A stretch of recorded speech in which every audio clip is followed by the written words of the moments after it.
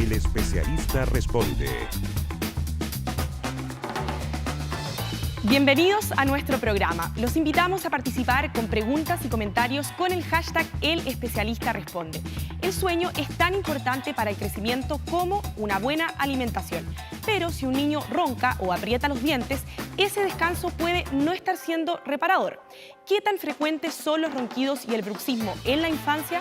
Se lo preguntamos a una especialista. Nos acompaña aquí la doctora Carolina Patillo. Ella es cirujana dentista, especialista en ortodoncia y directora odontológica nacional en Red Salud. Muchas gracias, doctora, por estar acá. Hola, muchas gracias por la invitación y poder conversar este tema tan importante que a veces es un poco olvidado dentro de las familias chilenas. Claro. Bueno, antes de partir vamos a estar conversando sobre esto, pero muchas veces se cree que es algo normal, que es algo pasajero. El bruxismo y los ronquidos pueden esconder algo más profundo, ¿cierto? Y no es solo algo que interrumpe el sueño, también puede afectar el desarrollo en la infancia, su conducta o incluso ser una señal sobre problemas respiratorios. Para partir entonces, doctora, ¿qué es el bruxismo? Es súper importante. El bruxismo no es una enfermedad, es un síntoma de que algo no está funcionando bien. Ahora, si nosotros describimos exactamente lo que es el bruxismo, es el apriete o el rechinamiento de los dientes durante la noche o el día, en ciertos minutos o pueden ser por largas horas también el bruxismo.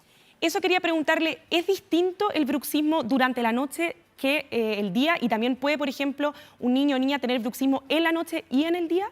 Ambos, o sea, el bruxismo diurno y nocturno son iguales. Va a depender un poco de la intensidad y el cómo estemos durmiendo o en qué actividad estemos. Ahora, un niño puede tener tanto bruxismo diurno como nocturno, pero en ninguno de los casos es normal que un niño bruxe, ¿ya? Eso tiene mucho que ver con situaciones de estrés del niño. Perfecto. Y hablando de las causas, ¿por qué un niño puede tener bruxismo? Quiero que pasemos a revisar también una gráfica que hicimos para entrar en detalle en esto y también hablar si es que hay algún componente hereditario en el bruxismo de los niños. Ahora, los niños en general bruxan, uno, porque obviamente están en alguna situación de estrés. Uno piensa que los niños no viven situaciones de estrés, pero efectivamente es así. Viven situaciones de estrés. También, obviamente, cuando hay un recambio fisiológico de los dientes, cuando están cambiando de dientes temporales a dientes permanentes, también se produce un bruxismo que no es absolutamente patológico, pero tampoco se debería producir para siempre. También los niños que bruxan a veces tienen algo de reflujo gastroesofágico. Eso también hace que el niño tienda a apretar los dientes o a bruxar. Eso también sucede en los adultos. Como tú puedes ver acá, dentro de los síntomas del bruxismo, el desgaste dental, el que al niño les duela, por ejemplo, los oídos y piensen que tienen otitis, pero en realidad no es una otitis, es un dolor de oído producto de haber apretado mucho los dientes de noche. También tiene sensibilidad dental, o sea, toman líquidos o comen dulce y sienten que los dientes les duelen, dolor al masticar, obviamente los músculos masseteros, la articulación duele en los niños, aparte que están en crecimiento y obviamente lo que sienten los papás que rechinan o están todo el rato tensos estos niños. Esto provoca que duerman mal también. Ahora, una de las causas que tú me preguntaste, si era hereditario, efectivamente se han hecho estudios donde se han relacionado algunos genes o algunos síntomas que son relacionados efectivamente con la parte genética. Y quizá el sonido de rechinamiento es el más común, ¿cierto? O el más notorio, pero, por ejemplo, el sangrado, ¿puede ser también algo que indique que hay bruxismo o no? Puede ser como puede que no, como digo yo. O sea, muchas veces el sangrado en realidad está asociado a la gingivitis y la periodontitis, que es el mal lavado del cepillado de los dientes de los niños. Ahora, si tú aprietas mucho los dientes de noche, obviamente esto provoca inflamación en los tejidos que rodean el diente. Y eso sí puede provocar sangrado, que uno pilla la almohada del niño con sangre y obviamente mucho fluido, que es la saliva que ellos han botado durante este acto de rechinamiento o apriete dentario. ¿Y hay alguna edad en la infancia en la que los niños son más propensos a tener bruxismo? Hay como dos edades más o menos donde se provoca. Uno más o menos fisiológico, que no es normal, pero se considera más fisiológico entre los 6 y los 10. Pero normalmente los niños bruxan y ya es patológico de los 10 en adelante, que es cuando ya se someten a un estrés mayor en el colegio, por ejemplo. Claro. Bueno, estuvimos hablando recién sobre las principales causas, ¿cierto? Pero ahora pasemos a los síntomas. ¿Cómo podemos detectar o qué puede ser un síntoma de alerta para los padres para poder saber si su hijo sufre bruxismo o no, entendiendo que muchas veces es en la noche, están durmiendo? ¿A qué hay que estar alerta? Uno, el sonido. O sea, un niño que bruxa es un niño que cuando está durmiendo está resonando los dientes o se escucha un sonido de apriete dentario. Lo otro es que los niños amanecen con dolor. Dolor de cuello, dolor mandibular, dolor de cabeza. Súper importante ese tipo de síntomas. También dolor de oído. Uno dice, bueno, tiene una otitis y en realidad no es una otitis, sino que es una inflamación de todos los tejidos articulares donde se estaba apretando. Quiero que también pasemos a revisar otra gráfica que preparamos para conversar acerca si hay rasgos físicos que pueda tener un niño o niña que puedan quizás potenciar el hecho de que alguien pueda tener bruxismo, por ejemplo, con respecto a las formas de la cara. Por eso, si nos puede explicar un poco con esta gráfica. De todas maneras, aquí lo que nosotros estamos viendo, y sobre todo la gráfica que nosotros estamos viendo abajo, el síndrome que se llama de el que respira por la boca, respirador bucal. ¿Ya? Normalmente los niños que son respiradores bucales tienden además a ser mejores bruxadores. ¿Por qué? Porque tienen anomalías dentomaxilares, o sea, tienen una mandíbula más atrás, por lo tanto les cuesta más respirar y eso hace que el niño tienda a ponerse más tenso y tienda a bruxar más porque además la mandíbula no encuentra una posición adecuada para juntarse con el maxilar. Son niños de ojos cansados, pómulos que no se desarrollan bien y además que su posición empieza a cambiarse porque tratan de respirar mejor y no pueden. Y eso es lo que nosotros vemos en la gráfica de abajo. La gráfica de arriba, tú ves a alguien que se ha desarrollado de manera normal durante su infancia. ¿Y qué pasa, por ejemplo, cuando los niños están en el proceso de recambio de dientes? ¿También tiene algún tipo de influencia con el bruxismo? De todas maneras, o sea, a medida que, como te explicaba yo, van saliendo los dientes definitivos, se produce una inestabilidad mandibular. ¿Por qué?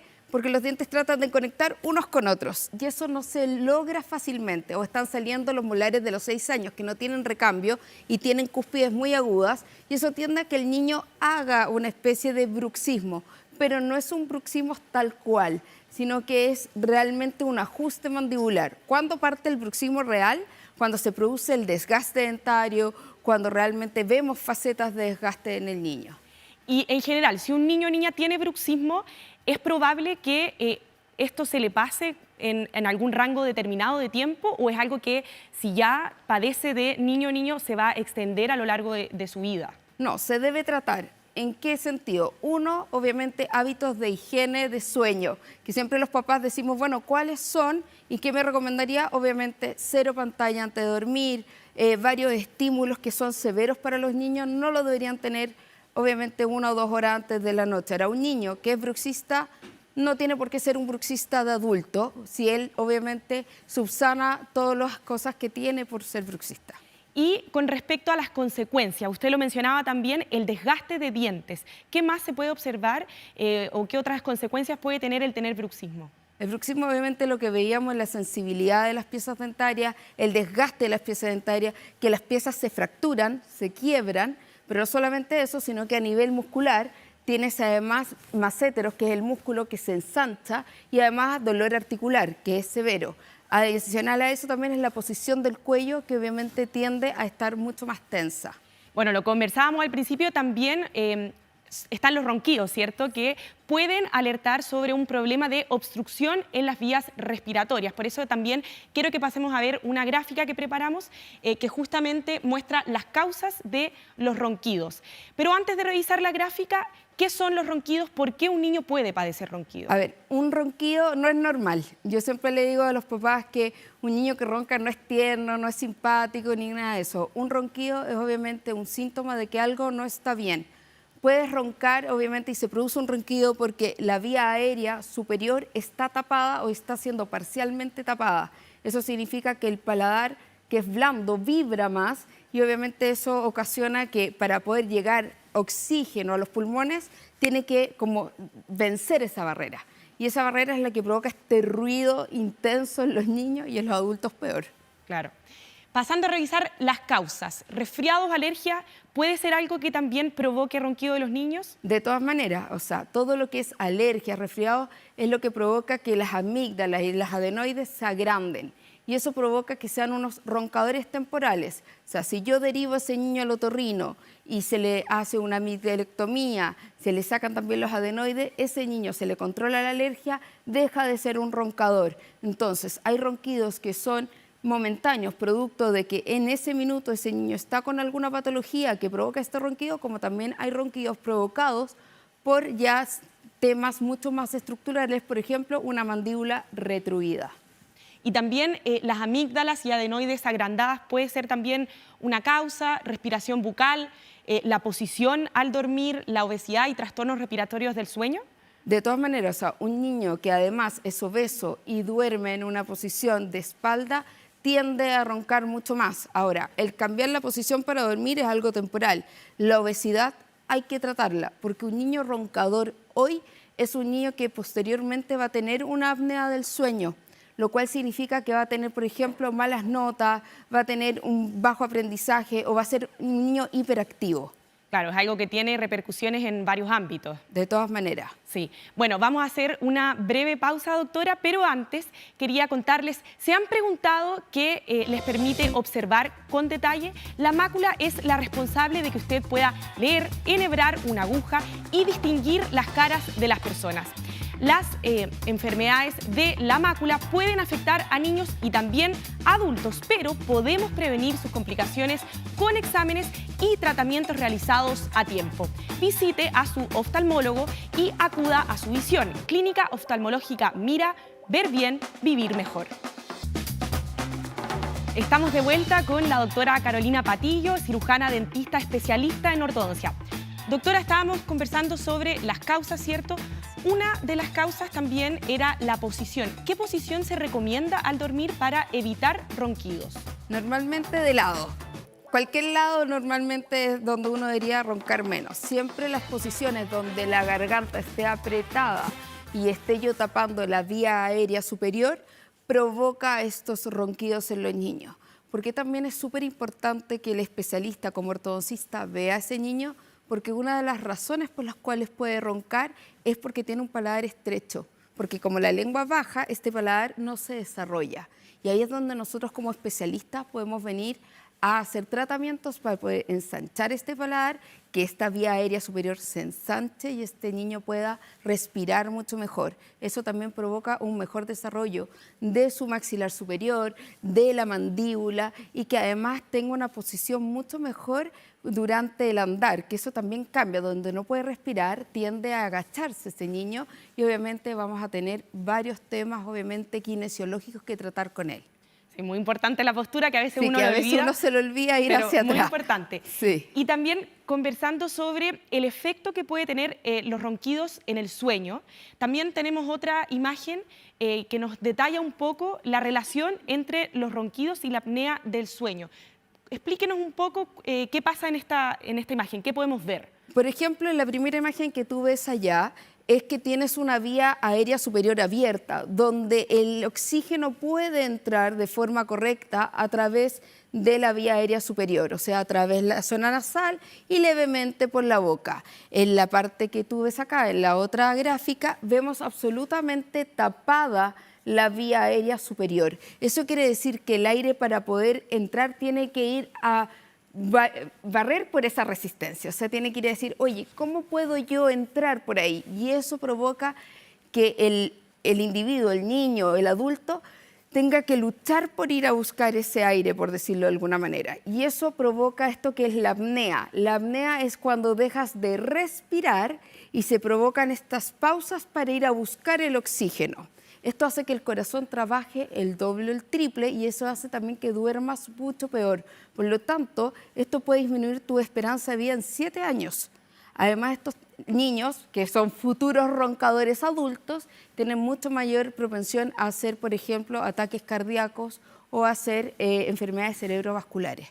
Y por eso la importancia del tratamiento. De todas maneras. Tanto en el caso del bruxismo como los ronquidos, ¿qué opciones hay? ¿Qué alternativas hay? Me imagino que hay unas más invasivas que otras. ¿Qué se puede hacer? Va a depender mucho de por qué roncas y por qué bruxas, por decirlo de alguna manera. O sea, por ejemplo, si la causa de tus ronquidos es que tienes un paladar estrecho o una mandíbula muy retruida, obviamente ahí el ortodoncista entra a actuar a través de ciertas metodologías ortopédicas donde yo pueda ensanchar este paladar o llevar la mandíbula en autorrotación para aumentar, por ejemplo, la vía aérea superior.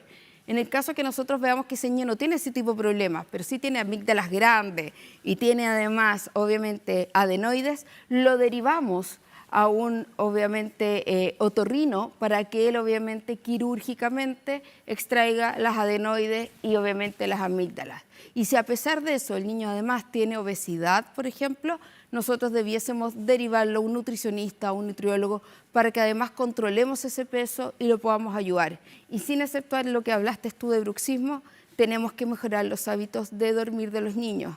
Los niños no pueden estar hiperactivos antes de las horas de sueño. Eso quería conversar también para darle algunos consejos, ¿cierto?, a los papás, mamás que nos están viendo. ¿Qué hábitos podemos adoptar para evitar llegar a que se haga un diagnóstico, sino que en términos de prevención? Primero, siempre ir y acudir al especialista desde edad temprana. A los niños uno los puede revisar y los puede ir diagnosticando desde que tienen 6 meses. A los 6 meses uno los ve como dentista, como odontopediatras y luego nos derivan a nosotros como ortodoncistas para poder seguir el crecimiento del niño. Y nosotros somos los primeros en detectar si ese niño tiene una falta de crecimiento. Entonces, primero es la prevención y la promoción en salud. Y con ese niño nosotros podemos seguir trabajando. También, como yo te decía, los hábitos de hoy. Los niños están hiperactivos, están controlados por este tema del celular y de la sobreactividad. Tenemos que hacer algo para que los niños también a cierta hora dejen de tener este sobreestímulo y puedan dormir mejor. Entonces, cuando nosotros decimos tratar bruxismo, es tratar estrés con los niños, es hacer mucho más prevención en el sueño. Cuando hablamos de tratamientos de apnea o de ronquidos, hablamos mucho más de temas quirúrgicos, de ir directamente a tratar la causa por la cual este ronquido está obviamente en este niño. Y como vuelvo a repetir, no es normal que bruxen, no es normal que ronquen. Claro. Y bueno, obviamente reforzar ahí también que todas las conductas de un niño tienen impactos en nuestro cuerpo, en nuestra salud, en nuestro sistema nervioso central, así que estar atentos tanto a los síntomas que puedan presentarse como también a los hábitos que podemos ir adquiriendo para prevenir. Quiero invitarla, doctora, a que pasemos a revisar preguntas que nos dejó nuestra audiencia en redes sociales. Marcela pregunta, mi bebé tiene 3 años y hay noches en que hace sonar mucho sus dientes. ¿Tiene algún tratamiento? Bueno, lo conversábamos un poco. Lo conversamos un poco. Un bebé de 3 años realmente tiene sus dientes temporales, no ha hecho ningún cambio. Ahora, ¿qué yo le aconsejaría, por ejemplo, a esta mamá? Es que tenga cuidado dónde y cuándo le está dando los biberones al niño. Si está obviamente tomando leche muy tarde, si está sobreestimulado. Todas esas cosas son las que nosotros tenemos que hacer con los niños para evitar este bruxismo, ¿ya? Y si realmente es muy severo, obviamente ver terapias conductuales y derivar hacia los distintos especialistas. Perfecto. Vamos a seguir revisando preguntas entonces, que a veces es un tema que no se habla mucho, pero que puede ser muy recurrente. Yesenia pregunta, después de que mi hijo tuvo operaciones de extirpación de adenoides y amígdalas, ¿siguió con ronquidos? ¿Es normal? No, no es normal. Eso quiere decir que hay otra causa, además de estas amígdalas grandes y estos adenoides. Normalmente eso es una derivación hacia el ortodoncista. Lo más probable es que esa vía aérea aún esté obstruida, parcialmente lo más probable, y eso significa que tiene un paladar estrecho. Si nosotros abrimos ese paladar y esa aire empieza a entrar de mejor manera, ese niño va a dejar de roncar, lo más probable. ¿Qué otra causa puede hacer de un niño que ya tuvo amigdalectomía? Es que puede estar con algún reflujo gastroesofágico y eso también los hace roncar. Entonces, hay varias razones por las cuales puede estar roncando el niño. También hay que entender si tiene un sobrepeso. Eso también, obviamente, sigue teniendo, obviamente, ciertas cosas que hacen que este niño ronque. Claro, tener claro que hay distintos factores que pueden... Es que es multifactorial. El ronquido, la apnea son multifactoriales. Por lo tanto, hay que ir eliminando causas para poder solucionar el problema. Pasemos a revisar otra pregunta en redes sociales que nos dejaron nuestra audiencia. Santino pregunta, ¿es normal que un bebé de 7 meses ronque y que tenga como apneas de sueño? Me da la impresión de que se queda sin aire y despierta. No, no es normal. No es normal. Esto sí que no es normal. O sea, un niño de 7 meses que hace síndrome apneico necesita que lo vea el pediatra de forma urgente. ¿ya? Un niño que no respira bien de 7 meses, pero que constantemente no respira bien, debe ser visto por un especialista. ¿Ya? Acá nos descartamos como ortodoncista porque un niño de 7 meses no es un área de nosotros, pero sí obviamente lo tiene que ver un broncopulmonar o lo tiene que ver alguien que realmente pueda ver por qué un bebé de 7 meses está roncando. Eso no es normal. Y vamos a pasar a revisar otra pregunta de todas las personas que estuvieron ahí atentas a nuestro programa, de Felipe. ¿Qué efecto de largo plazo pueden tener el ronquido y bruxismo si es que un niño los presenta desde temprana edad? De todas maneras, aquí es lo mismo que hemos conversado. Un niño que bruxa y que ronca duerme mal. Al dormir mal, normalmente ese niño además tiene un mal comportamiento diurno. Está cansado o presenta hiperactividad, le va mal en el colegio. Normalmente dicen que es un niño con déficit atencional, pero a veces no tiene déficit atencional. Es que ese niño en realidad no está descansando bien. Y al no descansar bien, obviamente ese niño tiene una hiperreacción en su personalidad. Eso también significa que ese niño, por ejemplo, va a ser más agresivo, más llorón, más irritable. Por lo tanto, hay que tratar estas patologías para que este niño pueda tener un mejor desarrollo en su juventud.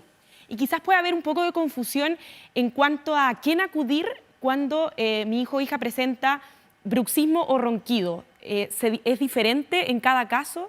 Es que como es multifactorial, lo ideal es trabajarlo en equipos de trabajo un poco como lo hacemos en Red Salud, que es yo puedo ir donde mi ortodoncista, este ortodoncista me va a diagnosticar y me va a decir o me va a descartar ciertas cosas y se va a dar cuenta inmediatamente que tiene amígdalas grandes. O sea, yo lo voy a derivar donde el otorrino. Por lo tanto, hay varias formas de ver la parte de ronquido. El bruxismo tiene mucho que ver también con la odontología. O sea, normalmente partimos nosotros, revisamos cómo está, damos acciones para poder tratar ese bruxismo. Ya no se trata todo con la típica planito que uno ponía antiguamente, no, porque eso además tiene que estar bien diagnosticado, porque además me puede causar ronquido si me ponen una placa y me tapan la vía aérea. Entonces, tiene que ser multifactorial. Cuando yo tengo un niño que tiene bruxismo o apnea, puedo partir por el odontólogo, por el pediatra, por el odontopediatra, el ortodoncista, y él debe trabajar de manera multifactorial y con todos los especialistas que se requiera el niño o el adulto. ¿Y cuál es la prevalencia de ronquidos y también de bruxismo en la población en general infantil? Más o menos se considera que es como un 5 a un 12% los que roncan y los que bruxan aproximadamente entre un 5 y un 7%. No es menor la cantidad de bruxistas y esos que pasan a ser apnea más o menos son como un 1 y un 3%. Por eso estar muy atentos, ¿cierto?, a los síntomas de alerta y también a, como lo conversábamos, la línea que va en la prevención, el dormir bien, el tener conductas, evitar, ¿cierto?, conductas de estrés para desarrollar tanto bruxismo como también ronquidos. Bueno, muchas gracias, doctora, por acompañarnos. Llegamos al final de nuestro programa. Agradecemos a la doctora Carolina Patillo, cirujana dentista y directora odontológica nacional en Red Salud. Y los invitamos a revisar nuestro sitio 24horas.cl para más información respecto a este tema, bruxismo y ronquidos. Siga en compañía en canal 24 Horas. Que tenga un excelente día. Muchas gracias. Gracias, doctora. No, gracias a ti.